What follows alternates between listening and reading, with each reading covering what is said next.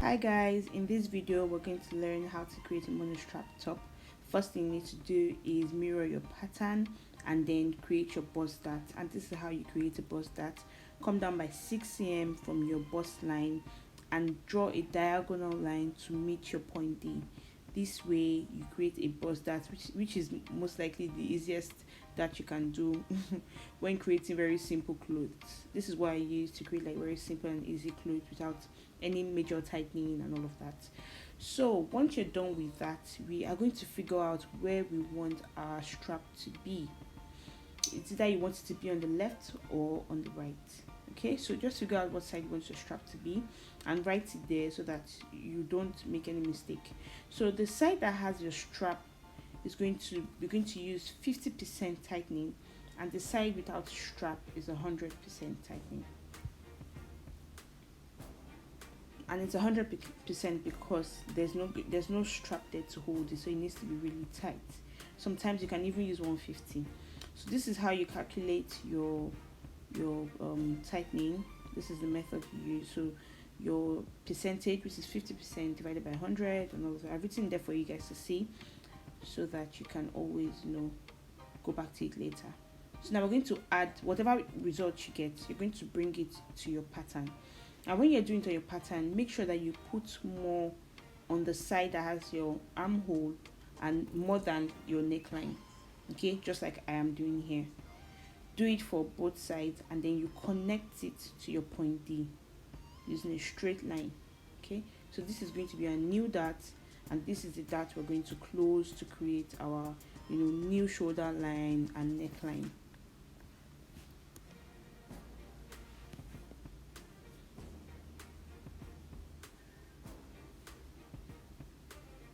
Alright, so let's just do the same thing on the other side. The other side has more, obviously, so I'm going to add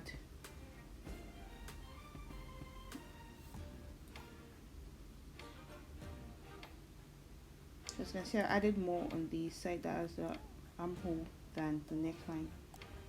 So I'm just going to connect it down to the point D.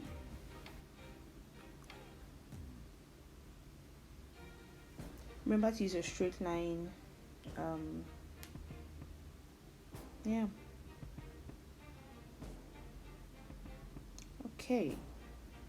So please forgive my bendy lines. Okay, so now we have our new darts. We are now going to close them so that we can create our neckline. You cannot create a neckline until you've closed your darts. You always have to close your dart first. And you always remember too that when closing your darts, you need to make out your new shoulder line. And don't forget to also slash through like I just did, because if you don't slash through like that, it won't be easy for you to fold your new shoulder dart. It's just going to keep the paper won't relax properly. So always slash through to your point D.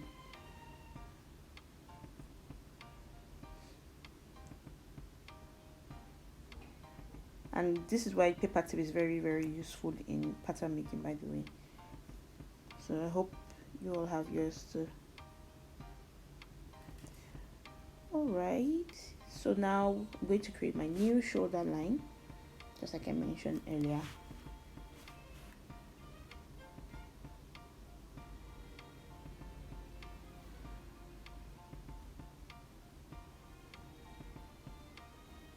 Okay, I'm just going to repeat this step, and do it again on the other side.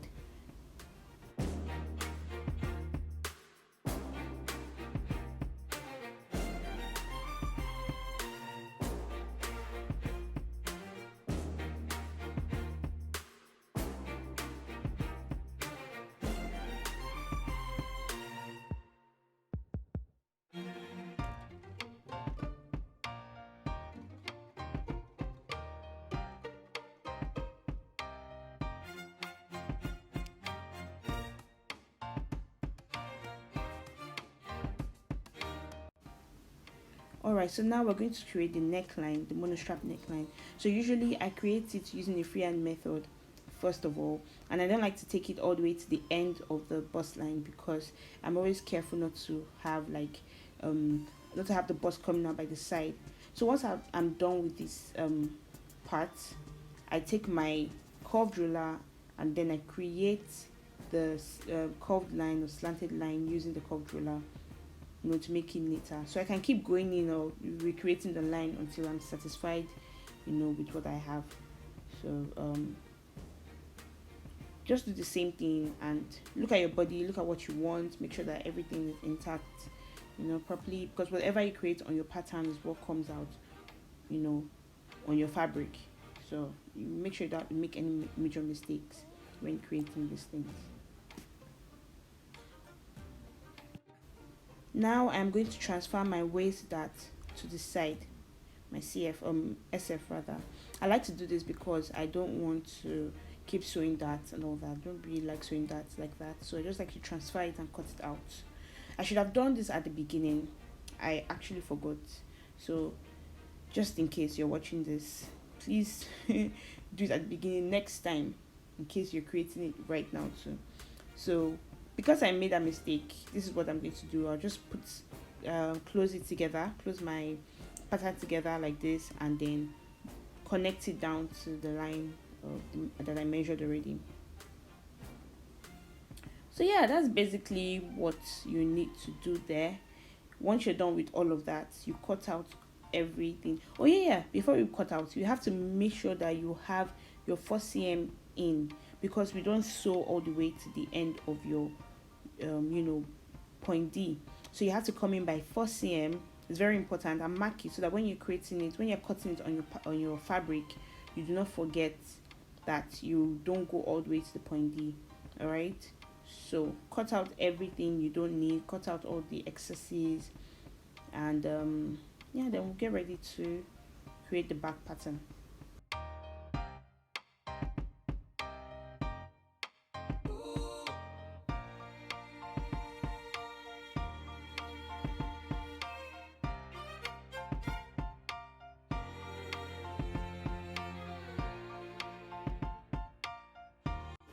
Okay, so now that we're done, we need to figure out where our strap is going to be, and to do that, you are going to place your back pattern and your front pattern facing each other that way, neckline facing each other that way, and once you do that, you'll be able to see where the strap is going to be and then create your neckline. First thing you need to do here is measure your strap, your shoulder line, measure it, and then put it on your back pattern. This way you're going to get your exact measurement, you're going to get the exact thing, because if you don't do that, your back pattern might end up being, you know, bigger than the front pattern, or the front pattern, which is the strap I mean, might end up being bigger than the one at the back. So make sure you measure it.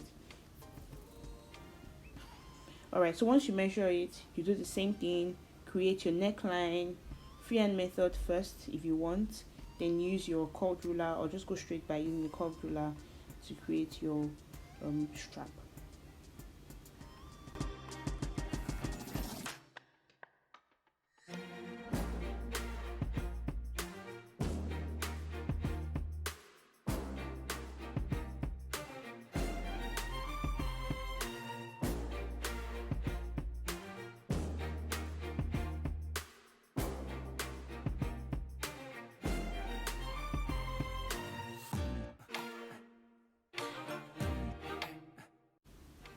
Okay, now I'm going to do the same thing I did in front, which is transfer my dart from, you know, the position to the side. So I'm just going to do that again here. I'm going to transfer my dart because I don't like to sew darts. I'm sure you know that by now. You know, it's just easier for me. It gives me a perfect fit too. So it's just very easy method that I use and I like. So yeah, once you're done with all of this, then you can go ahead to cut out. But before you cut out, sometimes I like to tighten the neckline at the back, you know, where your armhole is, around that area. I just bring it down by 1 inch, take it 1 inch in, and then take it all the way down to the end. That way, sometimes, just in case it gapes at the back, if you do that way, it won't gape. I do this sometimes I don't need to, so it's up to you.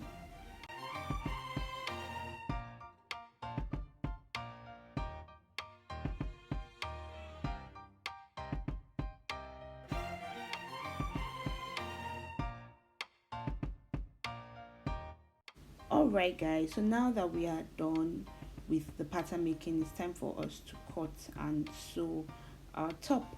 So you guys already know the drill. Add your allowance and cut out. Very simple. That one doesn't need any tutorial anymore.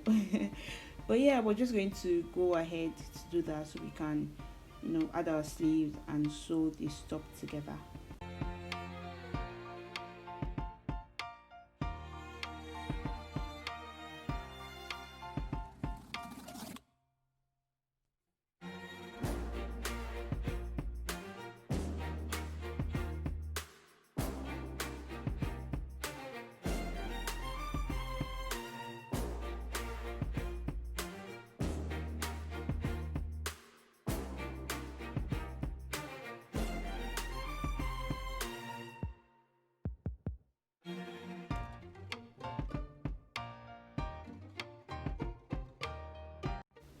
Alright guys, so now it's time to create the puffy sleeves, and what you're going to need is your basic sleeve pattern. I've made a video on this already. You can check my page out if you don't know how to create it using the Natalie Bray method. So next thing you're going to do is take out all the fitted lines you've created already. I want it to be puffy, so I'm going to use that exact thing we have, but I'm also going to slash through using the slash and spread method to give it fullness. Okay, and I'm not going to cut, I'm going to detach the paper all the way. I'm going to leave just a tiny little bit there so that it'll be easy for me to slash through and for me to spread it on my fabric.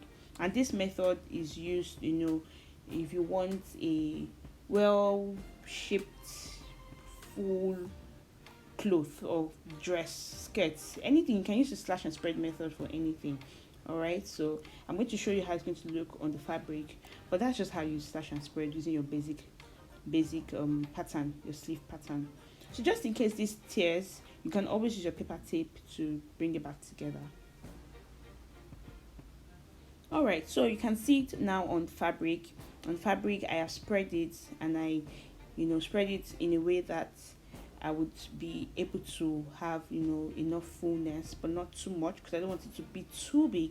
But if you want to go all out, all you need to do is increase the spread or increase the line, the number of lines you have there, so that you would have like a really big sleeve. Okay, so I'll just cut it out and then we'll sew it together. So now this is what we have for our front pattern. First thing you need to do when you want to sew is sew your darts together. Remember, sew it together. Then you're also going to attach your front fabric to the back. Okay, so attach it together, and we're going to sew the shoulder line together. Then we're also going to sew the sides together. Alright, but first thing first, sew your darts before you sew every other part. Okay, so guys, also I'm going to add gathers to the bottom part of this top. You can do that yourself, I believe. So here you go. I have added everything. I've added bias, I've added pattern, I've added my zip. I added the zip to the side because we don't have a CB. Yeah, or we don't have any space around CB. So this is what the inside looks like. I did not line it. It's just a very simple and easy top, but I whipped it all through using the interlocking machine. And yeah, also added my sleeves, and I used an elastic band by the end of the sleeve. So this is what we have. Monostrap top, simple and easy. Thank you guys for watching. Please don't forget to subscribe, like, and comment down below. anything you want me to sew next. Thanks and bye.